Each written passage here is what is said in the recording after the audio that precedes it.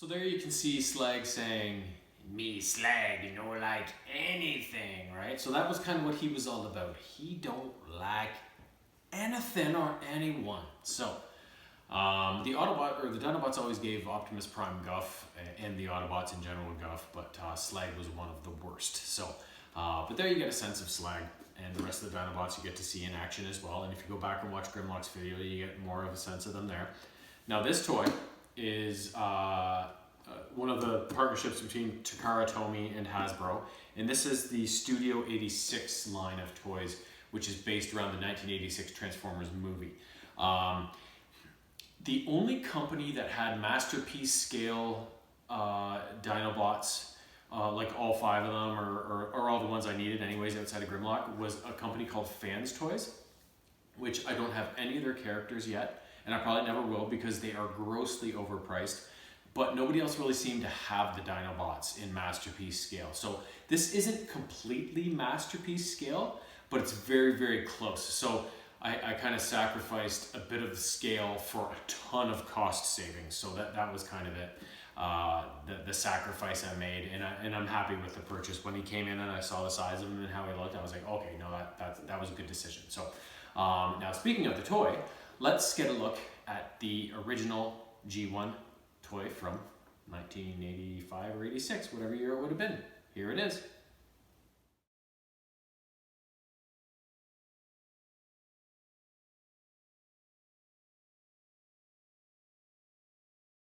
You can see that was a pretty cool toy. I found the G1 Dinobot toys were all really well done. They looked good, they transformed well. Of course, the scale for those G1 toys wasn't nearly accurate at all. The Constructicons were just little tiny guys, and they were big construction machines that formed a big Devastator, right? And they were tiny compared to a lot of the other characters. So, and then the Dinobots should have been a lot bigger in comparison, but they weren't. So, you know, it's the G1 was what it was. They were amazing, but they didn't really give a care about the scale. So, but anyways, we're not here to talk about G1.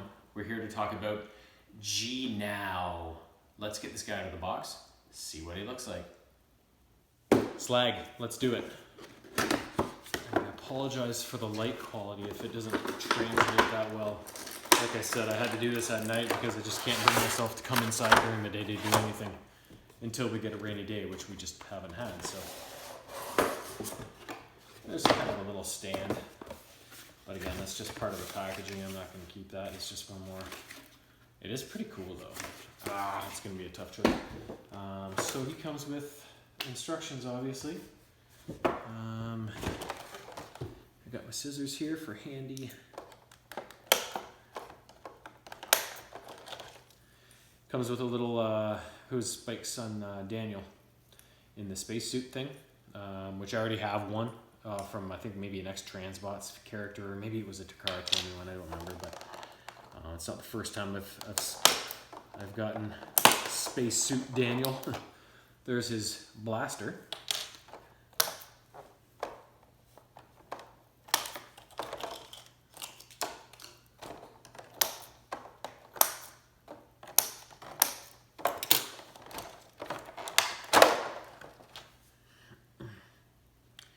And here is Slag.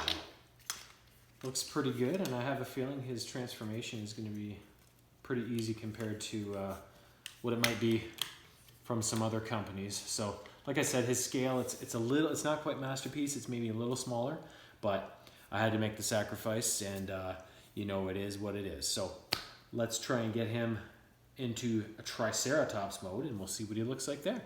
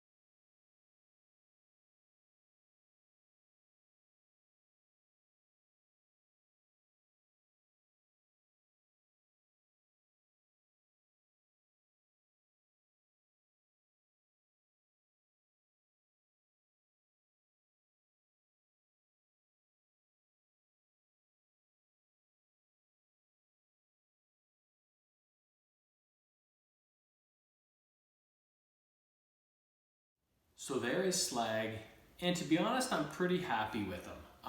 Like I said, the size is a little smaller than I would have liked, but still close enough that I'm not too disappointed.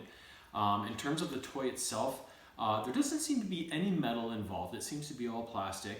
But despite that, it's fairly tight. Nothing really seems to pop out of anywhere.